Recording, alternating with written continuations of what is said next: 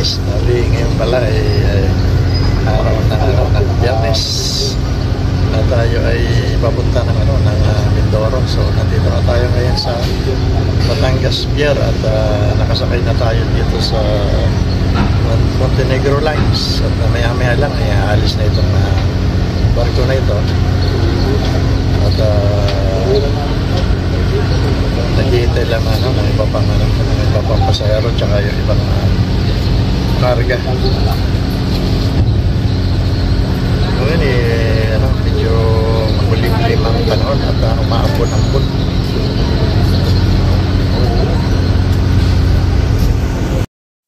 So guys, nandito na tayo sa pinakaloob ng Roro at yan makikita nyo marami pang bakanting upuan.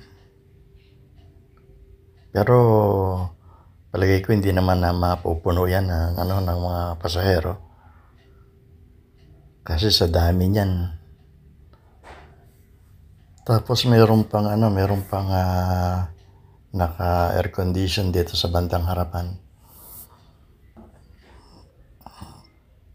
So bali dito tayo pumuesto tsaka yung mga kasama natin. Kasi lang naman dito bali magpa-plus ka lang ng 50 pesos para dito ka mapwesto. So sulit naman. Tapos guys, sa loob meron na rin merong pwede kang mabilan ng pagkain, kape.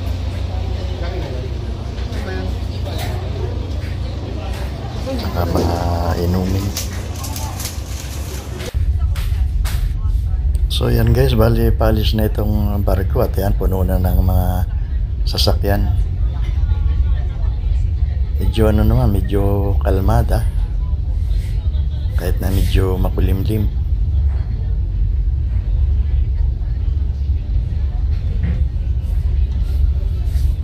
So guys, lalakbayin natin mula Batangas Pier ng 2 oras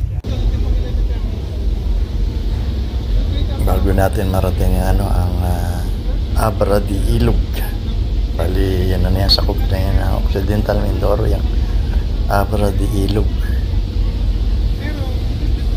Pero natanaw pa natin yung mga bundok. Pero hindi pa yan part ng ng Mindoro. Bali part pa yan ng Batangas.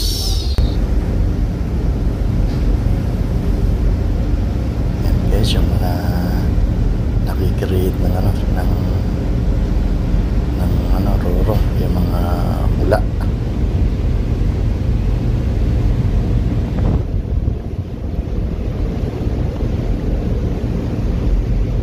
Sarap maglakbay pag ganitong tayo ang dagat.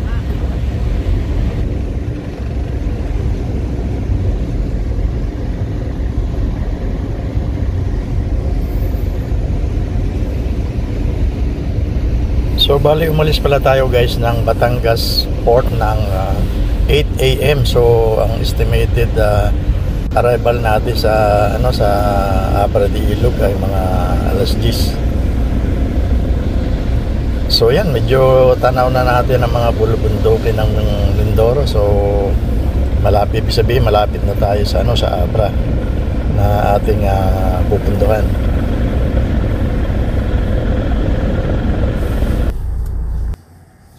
So yan, bali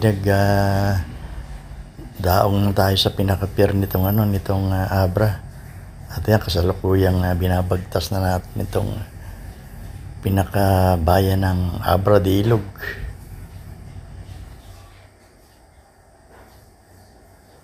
So guys, bali lalakbayin natin itong pinaka highway ng Occidental Mindoro ng mga 4 na oras.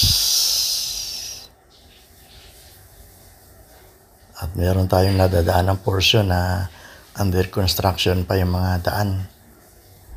So kung umalis tayo ng pier ng Abra ng pasado alas 10 na.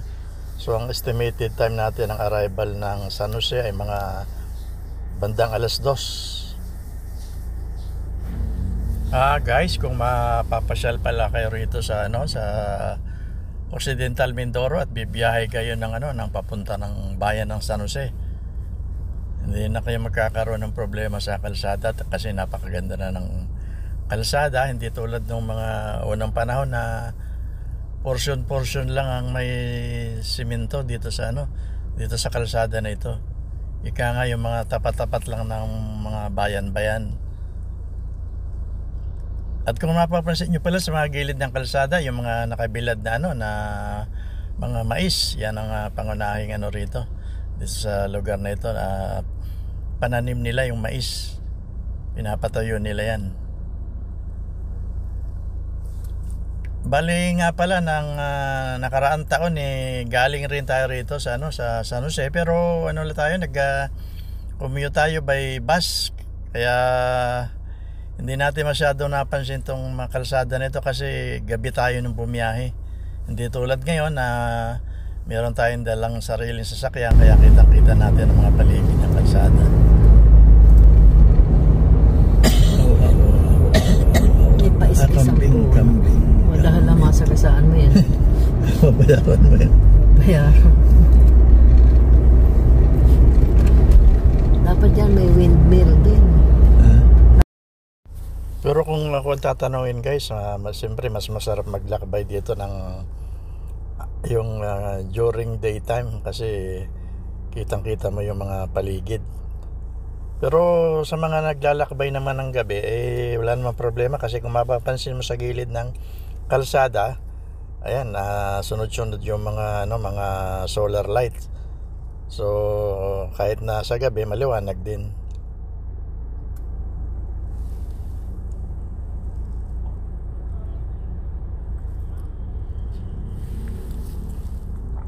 So dito pala sa Mindoro guys, ang pinaka main crop palay. Pero meron ding sibuyas at saka mais.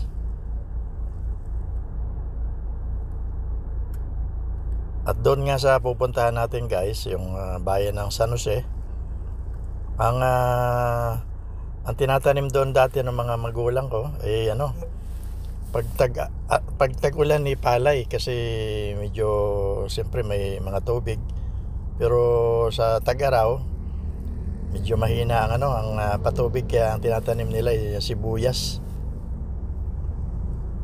Yan ang pinaka-pananim ng mga magulang ko nung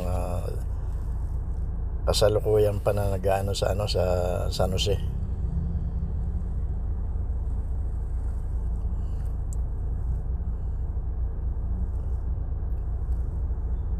So guys,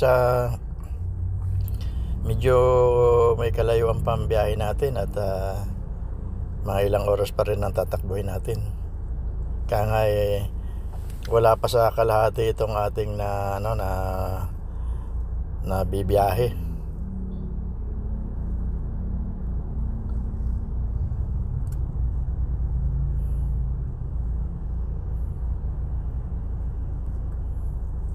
Kaya lang napakasarap naman ng biyahe dahil hindi ka makakaranas ng traffic.